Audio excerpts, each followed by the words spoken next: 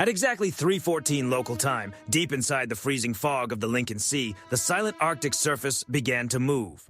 A dark steel shape pushed through the ice, just 45 meters from Greenland's coastline. It was a Russian Yasen M-class submarine, rising where no foreign vessel was supposed to be. Beneath the Arctic haze, its onboard systems were already coming online, pointed toward the vital Atlantic routes that NATO depends on. Along the frozen shore, elite Russian special-purpose teams moved quickly from rigid hull boats onto the ice. Their boots touched sovereign ground as they prepared to raise a flag they believed the world would not notice in time. To them, this was a ghost mission, a hidden move through a blind spot in America's northern defenses. They believed Washington was distracted, that the Pentagon's focus was elsewhere, and that Greenland's remote coastline offered the perfect opening. But as the Russian commander prepared to send his message back to Moscow, he did not realize the space around him was already alive with silent American surveillance. Invisible signals were moving through the ice, the air, and the upper atmosphere. The Kremlin's sensors had not detected it yet, but the trap was already closing. Stay with us until the end, because the way this secret landing unfolds is nothing like Moscow expected. What follows is a precise, silent American response, a chain of Russian assets suddenly vanishing from the operational picture, and a costly mistake the Kremlin still struggles to explain. The final 60 seconds reveal the true price Russia paid for underestimating the Arctic. The geopolitical balance had changed dramatically in the weeks leading up to this moment. A major U.S. operation in Venezuela had contained a growing regional threat and sent a clear message through the corridors of Moscow. Washington was no longer allowing strategic pressure points to drift out of control. At the same time, the American administration had renewed its focus on the GIUK gap, the crucial naval corridor between Greenland, Iceland, and the United Kingdom. There was even open discussion about the strategic need for a permanent U.S. presence in Greenland to strengthen NATO's northern flank. For Moscow, this was a warning sign. Russian influence in the high north was fading fast. So this was not just another patrol. It was a secret attempt to create a new reality on the ground before anyone could respond. Moscow wanted a permanent footprint on Greenlandic territory, something that would trigger a diplomatic crisis while giving Russia the first move. They wanted the world to believe they could still reach the heart of the Atlantic. But the Kremlin made one major mistake. The U.S. Navy and Air Force do not simply patrol the Arctic. After decades of operating in extreme northern conditions, they understand the environment at a level Moscow had badly underestimated. The Russian contingent, led by Admiral Kasatonov, was operating under what Moscow calls active defense. In practice, it meant pushing forward under the language of security. They brought some of their best units, the 45th Separate Special Purpose Brigade of the VDV, along with Northern Fleet teams trained for sub-zero operations, rapid positioning, and remote site control. Their confidence was built on one dangerous assumption, that the United States would hesitate. They believed a gray zone move, one without an open declaration or immediate public confrontation, would slow Washington down long enough for Russia to dig in and control the narrative. They used the Krasnoyarsk, one of the quietest advanced submarines in their fleet, as an under-ice shield. Moscow believed its sensors would detect any American response long before it became a problem. The plan was simple: land, secure the area, establish a long-range defense perimeter, then announce their presence to the world. The Russian Ministry of Defense assumed that while the U.S. was focused on new deployments in the Caribbean, the GIUK gap would be watched by only a minimal presence. But they forgot one thing. The United States does not leave a strategic theater empty. It automates it. The sonar lines spread across the seabed, part of the upgraded SOSUS network, had already picked up the Krasnoyarsk's unique acoustic signature and sent it straight to analysts in Virginia. Every movement of its 7-bladed propeller was being recorded, studied, and turned into a tactical advantage. For Moscow, the plan was to create a buffer zone. But the entire operation was built on a serious miscalculation. They underestimated how fast the United States could move, how deeply its sensors were connected, and how quickly separate pieces of intelligence could become one complete picture. The Russians believed they were stepping into a gap. In reality, they were stepping into a trap. The American response was already in position. Leading it was the USS Gerald R. Ford Carrier Strike Group, holding in the North Atlantic under strict MCON conditions. With its emissions locked down, the massive 100,000-ton carrier was nearly invisible to Russian electronic monitoring. At the center of the American countermove was the Aegis combat system aboard Arleigh Burke-class destroyers, especially the USS Donald Cook.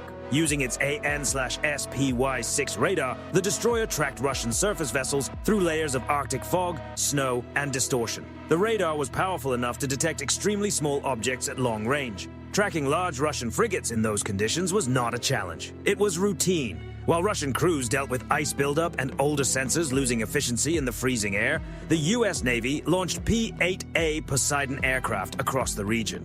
These aircraft deployed a smart network of multi-static sonar buoys around the Russian Yasen-class submarine. Each buoy became another digital eye in the water. Together, they turned the dark under-ice environment into something the Americans could read almost in real time. The United States was not simply preparing to block the operation. It was preparing to show Moscow that the Arctic was already being watched. Then came the F-35C Lightning II aircraft. More than fighters, they acted as flying command centers, gathering information from satellites, undersea sensors, ships, and airborne platforms. Their advanced data links tied every piece of the battle space into one shared view. By the time Russian operators understood they had been detected, the American system had already calculated multiple response options. This was not a contest of equal awareness. It was a multi-domain trap, where every Russian move was being matched by a computer-generated solution before their commanders could even process what was happening. The level of preparation on the American side was total. The USS Donald Cook was not operating alone. Behind it stood the full strength of the Ford's air wing, including EA-18G growlers tuned to interfere with the exact frequencies used by Russian air defense radars. The Navy also had newer Tomahawk Block 5 systems ready, designed to adjust course in flight and distinguish between military and civilian vessels, even in a crowded, confusing environment. Inside the combat information centers, American sailors were calm, focused, and precise. They were not improvising. They were carrying out a pre-planned Arctic denial protocol that had been tested countless times in advanced digital simulations. Russia had entered the operation with an old strategic mindset. The United States answered with next-generation integration. From the moment the first Russian boot touched Greenland's ice, the American response package was already prepared. At 3:52, the confrontation reached its turning point. It did not begin with chaos. It began with silence, control, and a display of technology that froze the Russian command structure in place. As Russian special-purpose units prepared to raise their flag on a ridge above the landing zone, the sky suddenly brightened as if dawn had arrived early. Two U.S. Air Force B-21 Raiders, operating in a real-world high-stakes environment, released a series of long-range anti-ship systems. But they were not aimed to hit the Russian vessels. Instead, they were programmed for high-speed, low-altitude passes just 50 feet above the frigate's masts. The pressure waves rattled the Russian ships, cracked bridge windows, and sent crews scrambling for cover. It was not an opening attack. It was a message. At the same moment, the USS Donald Cook moved into intercept position. Its Mark 45 naval gun rotated with precise mechanical control toward the Admiral Kasatonov, while its electronic warfare systems flooded Russian communication channels with overwhelming digital interference. On board the Russian frigates, radar screens filled with nonsense. Encrypted radios became useless. Then, through the confusion, one calm American voice cut through the noise. Russian vessels, you are in direct violation of sovereign airspace and territorial waters. You have 300 seconds to begin immediate withdrawal, or your systems will be disabled. Inside the Russian Combat Information Center, the pressure was impossible to ignore. Officers stared at their screens and slowly realized they were being tracked by at least 12 different American platforms, most of which they could not even locate. Below the ice, the Yasen M submarine tried to shift position and prepare a counter-move. But before it could act, a powerful active sonar pulse hit the vessel from close range. It came from the USS Vermont, a Virginia-class submarine that had been sitting quietly in the Russian boat's blind zone for nearly 4 hours. For Captain Second-Rank Ivanov, the message was unmistakable. His displays were failing, his options were disappearing, and his submarine was no longer hidden. It was surrounded inside an invisible American net. The countdown from the U.S. commander kept moving. Every passing second made it clearer that Moscow's entire Arctic plan was collapsing in real time. The Russian landing teams on the ice had seen the B-21s pass overhead, and they understood the situation immediately. They were cut off, exposed, and facing a force they could not match. What followed was not chaos from the American side. It was controlled, disciplined de-escalation carried out with overwhelming precision. Once the Russian high command in Severomorsk understood that every part of its operation had been exposed, disrupted, and boxed in, an urgent coded order went out. Withdraw immediately. The same elite teams that had arrived with confidence now rushed back toward their landing craft. In their haste, they left behind cold weather equipment, supply crates, and even a tactical drone controller. The quiet confidence of the landing had turned into a desperate retreat from an opponent they could not see, but could feel closing in from every direction.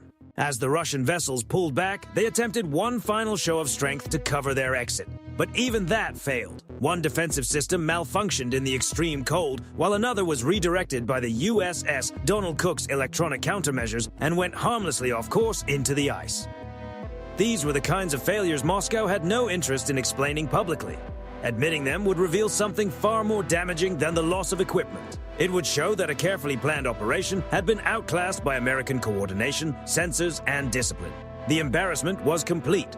The Russian formation turned back toward the Kola Peninsula, followed the entire way by the steady presence of American sonar. Even as they moved away, the U.S. Navy maintained full tracking until the final Russian wake faded beyond the horizon.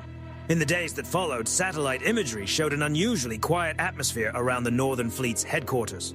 The cost of the operation was not just material, it was psychological. Moscow had sent elite units into the Arctic to prove strength, but they returned with the knowledge that they had been watched, measured, and controlled from the beginning. There were no American victory speeches, no loud media campaign, no dramatic announcement, just the quiet satisfaction of crews who had executed their mission with calm, surgical precision. The Arctic returned to silence, but the message left behind was impossible to miss. Russia had tried to turn the frozen north into a gray zone pressure point. Instead, it discovered that the region was already guarded by a network of sensors, aircraft, submarines, ships, and trained professionals ready to respond instantly.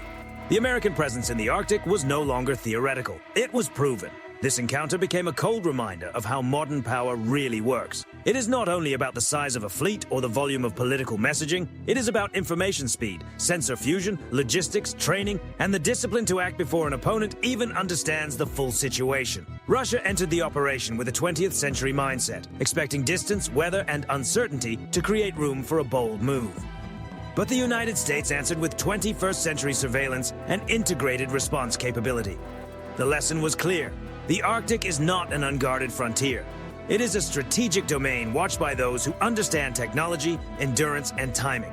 The U.S. response was not luck. It was the result of decades of preparation, advanced research, constant training, and a refusal to be pressured by moves made in the dark. As global tensions continue to rise and rival powers test the limits of the international order, this moment shows what deterrence really means. Stability is not maintained by words alone. It is maintained by the visible ability to respond anywhere, in any environment with speed and control. For Moscow, the message was simple. Challenging the masters of the sea in their own northern backyard comes with a price. Greenland's strategic importance is now beyond debate. The GIUK gap remains one of the most important corridors on the planet, and the world has seen that the United States will not hesitate when a red line is tested. The final lesson is just as direct. Never mistake American restraint for weakness, because when that line is crossed, the response can arrive faster than anyone expects, and with a level of precision that leaves no room for excuses.